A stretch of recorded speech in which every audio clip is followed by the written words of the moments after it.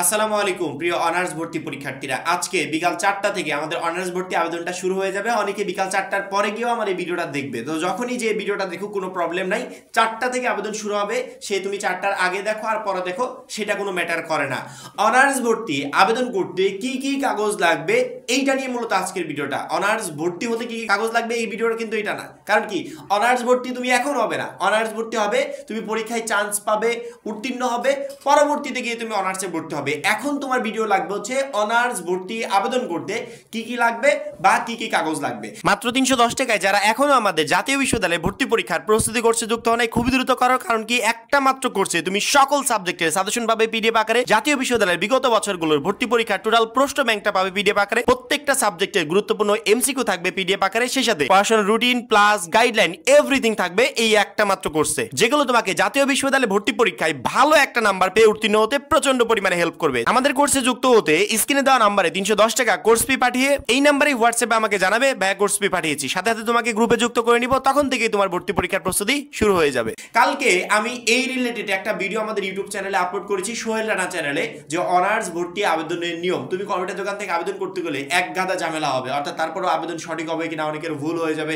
আবার কম্পিউটার দোকানে আবেদন করলে এখানে 150 থেকে 200 টাকা তোমাকে খরচ দিতে হবে, এক্সট্রা চার্জ দিতে হবে। সেক্ষেত্রে একটা শিক্ষার্থী বাসায় বসে মোবাইল ফোন দিয়ে একবারে ইজি প্রসেসে কিভাবে অনার্স ভর্তি আবেদন করবে সেই নিয়ে ভিডিওটা পাবলিশ করেছি। ওই ভিডিওটা যদি দেখো তোমাকে কোথাও যেতে হবে না, তুমি নিজে তো অনার্স ভর্তি আবেদন নিজে করতে পারবে, পাশাপাশি অন্যদেরকে সাজেশন দিতে পারবে যে এইভাবে আবেদনগুলো করতে হবে। অথবা কম্পিউটার দোকান থেকে আবেদন করলেও তুমি নির্ভুলভাবে আবেদনটা হচ্ছে কিনা এইটা তুমি যাচাই করতে পারবে। সেক্ষেত্রে আমরা বাসায় বসে আবেদন করি বা কম্পিউটার দোকান থেকে করি, সেটা কোনো ম্যাটার করে না। কিন্তু এই অনার্স ভর্তি আবেদন করতে লাগবেটা কি কি, যেহেতু আমি কালকে একটা আবেদন প্রসেস দেখিয়ে দিয়েছি, সেক্ষেত্রে আমার কি লেগেছে এইটা যদি আমি শেয়ার করি তুমি এমনিতেই বুঝতে পারবে কি কি লাগবে।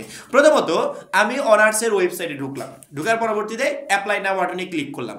যখনই আমি অ্যাপ্লাই নাও বাটনে ক্লিক করলাম তখন আমার কাছ থেকে তারা এসএসসি এবং এইচএসসির ইনফরমেশন চাইলো। তার মানে কি লাগবে, এসএসসির ইনফরমেশন, অর্থাৎ এসএসসির অ্যাডমিট কার্ডটা বা রেজিস্ট্রেশন কার্ডটা তুমি নিয়ে যাবে। প্লাস আমার কাছে চাইলো এইচএসসির ইনফরমেশন, অর্থাৎ এইচএসসির অ্যাডমিট কার্ড বা রেজিস্ট্রেশন কার্ডটা নিয়ে যাবে। এসএসসি এবং এইচএসসি এই দুইটার admit card plus registration card এই দুইটা নিয়ে যাবে, কারণ রোল নাম্বার লাগবে, রেজিস্ট্রেশন নাম্বার লাগবে, পাসিং ইয়ার লাগতে পারে, পরবর্তীতে আমাদের জিপিএটা লাগতে পারে। এই টোটাল ইনফরমেশনগুলো তোমাকে প্রথম স্টেপে পূরণ করতে হবে। যখনই তুমি প্রথম স্টেপে ইনফরমেশনগুলো পূরণ করলে এবং তুমি নেক্সটে ক্লিক করলে তখন তোমার আরো কিছু গুরুত্বপূর্ণ ইনফরমেশন লাগবে, সেটা হচ্ছে তোমার মোবাইল নাম্বার লাগবে, একটা ভেরিফাইড মোবাইল নাম্বার, যেই মোবাইল নাম্বারে সকল রেজাল্ট পাবলিশড হবে, ঠিক আছে, যে মোবাইল নাম্বারে সকল এসএমএস দেওয়া হবে। বোর্ড থেকে যদি কোনো ইম্পর্টেন্ট এসএমএস দেয় ওই মোবাইল নাম্বারে পাঠিয়ে দিবে, তারপরে তুমি টাকা পেমেন্ট করবে, ওই মোবাইল নাম্বারে এসএমএস আসবে। সেক্ষেত্রে একটা মোবাইল নাম্বার যেটা তোমার কাছে সবসময় থাকবে সেটা দিবে। একটা ইমেল লাগবে, ইমেল যদি দিতে চাও তাহলে ভালো, আর যদি না দিতে চাও সেক্ষেত্রে কোনো প্রবলেম নেই। তবে আমি বলবো যা যা চেয়েছি সবকিছু দেওয়া ভালো, তুমি তোমার একটা জিমেল আইডি ওইখানে দিয়ে দিবে। এসএসসির অ্যাডমিট ও রেজিস্ট্রেশন কার্ড, এইচএসসির অ্যাডমিট ও রেজিস্ট্রেশন কার্ড, সেই সাথে একটা মোবাইল নাম্বার প্লাস একটা ইমেল আইডি, এই চারটা জিনিস তোমার প্রধানত প্রয়োজন হবে। যখনই তুমি এই বিষয়গুলো দিলে পাশাপাশি তোমার একটা কলেজ লাগবে, যে কলেজটাতে তুমি আবেদন করতে চাও, পাশে ওই কলেজে কোন সাবজেক্টে তুমি আবেদন করতে চাও সেই সাবজেক্টটা লাগবে। কাগজপত্রের সাথে একটা কলেজের চয়েস লিস্ট লাগবে, যে আমি কোন কলেজটাতে আবেদন করতে চাই। অনার্সে প্রথম ধাপে একটা কলেজে আবেদন করা যায়, সেক্ষেত্রে ওই কলেজটা প্লাস ওই কলেজে কোন কোন সাবজেক্টগুলোতে আবেদন করতে চাও এই বিষয়গুলো লাগবে। যখনই তোমার এই টোটাল বিষয়গুলো হলো, তুমি যদি বাসা থেকে আবেদন করো সেক্ষেত্রে তোমার একটা ছবি প্রয়োজন হবে। ছবি কোন সাইজের প্রয়োজন হবে অলরেডি আমরা একটা ভিডিওর মাধ্যমে সেটা জানিয়ে দিয়েছি, তারপর আমি এই ভিডিওতে একটু বলে দিই। এই দেখো স্ক্রিনের মধ্যে দেখতে পাচ্ছ এই রেজুলেশন, এই সাইজ, এই টোটাল এভরিথিং তোমার ওই ছবিতে থাকতে হবে। যদি বাসায় বসে আবেদন করো তাহলে এই সাইজের একটা ছবি বানিয়ে নিও, আর যদি কম্পিউটার দোকান থেকে আবেদন করো তাদেরকে সাজেস্ট করো যে এই সাইজের ছবি লাগবে, আপনারা এই সাইজের ছবিগুলো আপলোড করে দেন, বা তোমার একটা বেস্ট ছবি তাদেরকে দিবে যে ছবিটা তোমার ফর্মের সাথে অ্যাডজাস্ট থাকবে। যখনই এই টোটাল বিষয়গুলো তোমার কাছে থাকলো বা তুমি টোটাল বিষয়গুলো সাবমিট করে দিলে তখন তুমি ইজি প্রসেসে অনার্স ভর্তি আবেদন করতে পারবে। এসএসসি এবং এইচএসসির admit card plus registration card এই দুইটা গেল। দ্বিতীয়ত একটা মোবাইল নাম্বার, একটা জিমেইল আইডি গেল। 3 নম্বরে একটা ছবি, যে রেজুলেশন আমরা একটু আগে বললাম সেই রেজুলেশনের একটা ছবি লাগবে। এই টোটাল বিষয়গুলো থাকলে একটা শিক্ষার্থী সহজে অনার্স ভর্তি আবেদন করবে।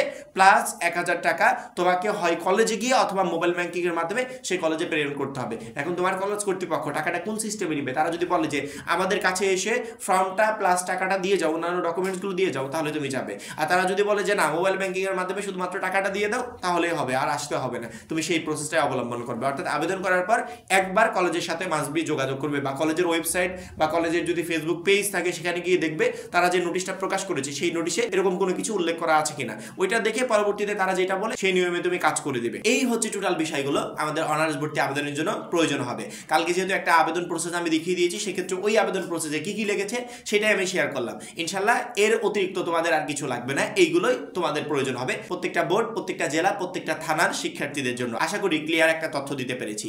যেহেতু সামনে কয়েকদিন পরে অনার্স ভর্তি পরীক্ষা, এই মুহূর্তে আমাদের সিলেবাসটা পুরোপুরি কমপ্লিট করা খুবই কষ্টসাধ্য। সেক্ষেত্রে আমরা যে শর্টকাট প্রসেসে তোমাদের জন্য এমসিকিউ পিডিএফ রেডি করেছি সকল সাবজেক্টে, সেই পিডিএফ কোর্সে খুবই দ্রুত যুক্ত হয়ে যাবে। কারণ কি ওই একটা মাত্র কোর্সে তোমাকে অনার্স ভর্তি পরীক্ষায় ভালো একটা নাম্বার পেয়ে উত্তীর্ণ হতে সহযোগিতা করবে। সবাই ভালো থাকবে, সুস্থ থাকবে, আল্লাহ হাফেজ।